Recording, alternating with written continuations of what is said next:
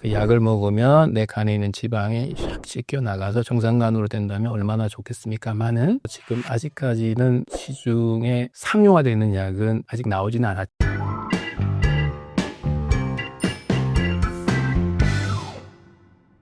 안녕하세요. 하이닥 건강전문 아나운서 김소연입니다. 오늘 저희가 이야기를 나눠볼 주제는 지방간인데요. 바로 전문가분 모시고 이야기 나눠보겠습니다. 원장님 안녕하세요. 네, 안녕하세요.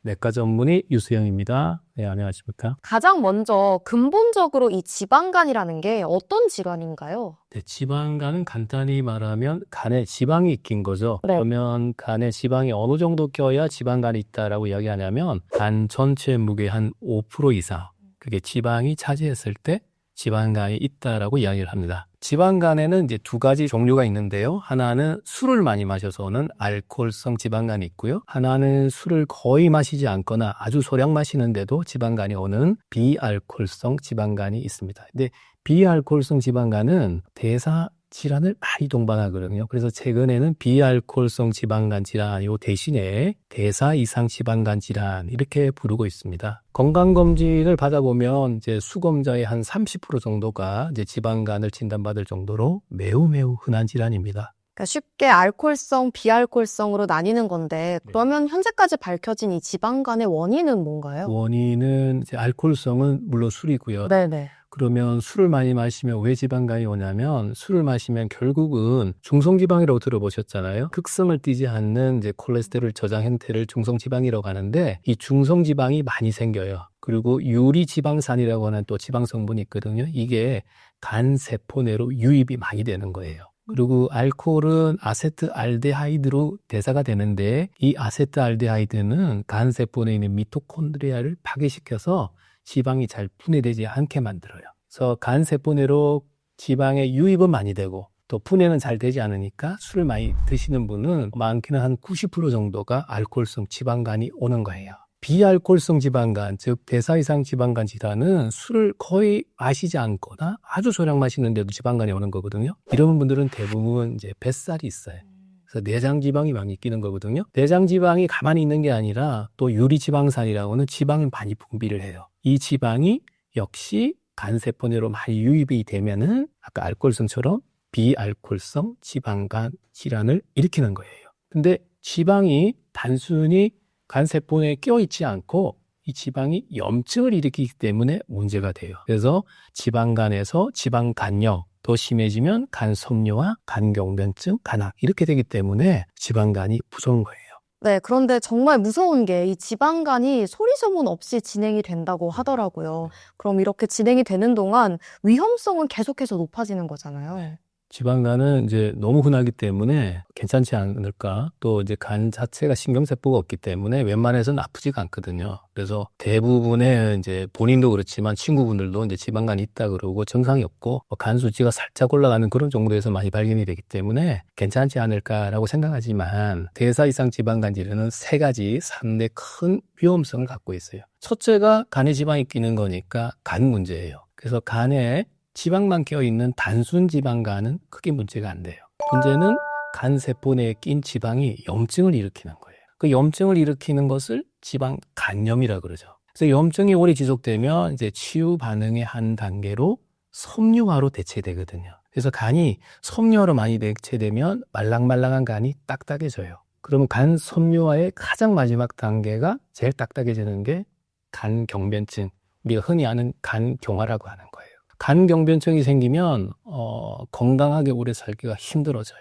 그리고 간경변증이 있는 분에서 일부에서는 간암까지 생길 수가 있기 때문에 비알코올성 지방간, 즉 대사 이상 지방간 질환을 방치하면 지방간염, 간경변증, 간암 이 3가지가 순차적으로 일부에서는 올 수 있기 때문에 반드시 치료해야 될 질환입니다. 두 번째는 고혈압, 이상지질혈증, 당뇨병을 많이 동반합니다. 그래서 심혈관 질환의 위험을 매우 높이는 거예요. 3번째는 담낭용종, 대장용종 이런 용종 들어보셨잖아요. 이런 용종이 생길 확률이 일반인의 한 2배 돼요. 그리고 유방암, 또 갑상선암, 대장암 이런 확률도 지방간이 없는 분들이 한 2배 정도 되는 거예요. 이 3가지 문제, 간 자체의 문제, 심혈관 질환의 문제, 각종 영종 암의 발생 위험 때문에 지방간이 위험한 거예요. 그럼 그렇게 이어지지 않게끔 제때 진단을 받고 또 치료를 받는 게 중요할 것 같은데 진단을 받으면 치료는 어떻게 이루어지나요? 치료는 알코올성인 경우에는 술을 끊으면 돌아갑니다. 대부분 다 돌아갑니다. 그러나 이제 너무 이제 술을 계속 많이 드셔서 알코올성 간염, 심지어 알코올성 간경변증까지 가면 술을 끊어도 사실 옛날로 잘 돌아가지는 않아요. 술을 마시지 않아서 오는 게 아까 대사이상 지방간 질환이라 그랬잖아요. 이런 경우에는 제일 중요한 거는 뭐니 해도 체중 감량입니다. 너무 쉬운 이야기니까 체중 감량해서 할 수 있어요라고 하는데 어느 정도 체중 감량을 해야 되냐면 자기 체중의 10% 정도. 내가 만약에 60kg예요. 그러면 6kg일 거고요. 내가 100kg예요. 그러면 10%는 10kg겠죠. 네. 그것을 6개월에 걸쳐 빼는 거예요. 그러면 한 달에 기껏해 1 내지 2kg잖아요. 그럼 누군들 못하겠습니까? 저도 할 수 있습니다. 라고 이야기를 하시는데 실제 목표치의 체중 감량을 달성하는 경우는 논문에 의하면 10%가 채 되지 않아요. 그래서 체중 감량은 말이 쉽지 어려운 거예요. 그럼 체중 감량을 하기 위해서는 어떤 것이 가장 중요할까? 제일 첫 번째는 무조건 식단 관리예요. 식이 조절이 1번입니다. 그럼 식이 조절을 하기 위해서는 어떻게 될까요? 자기가 드시는 밥의 양을 줄여야 됩니다. 어느 정도 줄일까요? 한 반만 드시다 보면 또 배가 고파서 또 드시겠죠. 그래서 보통 80 내지 90%만 드시라. 그럼 어떻게 하면 자기 밥량의 한 2스푼 정도는 드러내고 드시는 것을 권합니다. 그럼 과일은 좋지 않을까라고 생각하시는데 과일도 달지 않는 과일로 종급 한 컵 정도만 소량 드셔야 되고요. 많이 드시게 되면 혈당도 올라가지만 또 체중 감량에 도움이 되지 않습니다. 단백질 많이 드셔야 됩니다. 3대 영양소가 이제 탄수화물, 지방, 단백질이잖아요. 근데 한국 분들은 탄수화물을 조금 많이 드셔요. 그래서 탄수화물을 덜어낸 그 빈 공간을 단백질로 채우시고요. 지방은 외국 분들에 대해서 그렇게 많이 드시는 게 아니기 때문에 너무 많은 지방기가 있지 않은 음식이라면 지방은 지금 드시는 대로 크게 문제는 안 될 것 같아요. 또 두 번째가 운동인데 식단 관리가 1번이라고 그랬잖아요. 두 번째는 반드시 운동을 해야 체중 감량이 됩니다. 그 운동을 어떻게 할까요?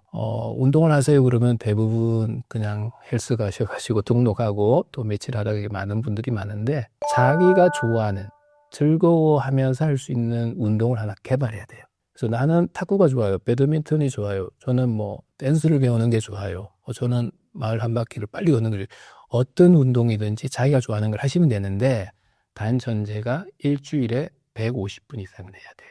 이제 생활습관 교정이 1번입니다. 네네. 체중 감량을 하셔야 되는데 그 전제 조건이 식이 조절과 운동이죠. 그 다음에 이제 관심 갖는 게 결국은 약물 치료겠죠. 그 약을 먹으면 내 간에 있는 지방이 샥 씻겨 나가서 정상간으로 된다면 얼마나 좋겠습니까만은 아직 현실적으로는 많은 임상 시험을 통해서 지금 아직까지는 시중에 상용화되어 있는 약은 아직 나오지는 않았지만 몇 가지 약물이 후보군으로서 굉장히 이제 조만간 나올 것 같습니다. 근데 이 약들의 포커스는 지방을 빼는 것도 있지만 더 중요한 포커스는 간 섬유화를 개선하는 거예요. 그래서 아직까지는 그게 지금 현재 바로 저희가 환자를 맞닥뜨려서 쓸 수 있는 약은 없고요. 두 가지 약물을 소개해드린다 그러면 당뇨가 있는 분들은 지방간이 있을 때 피오글리타존이라고 하는 약물이 지방간 개선에 도움이 됩니다. 당뇨가 없는 분들 같은 경우에는 비타민 E, 항산화제잖아요. 고용량요법도 지방간 개선에 도움이 되고 있어서 현재는 이 두 가지 약물을 많이 쓰고 있고요.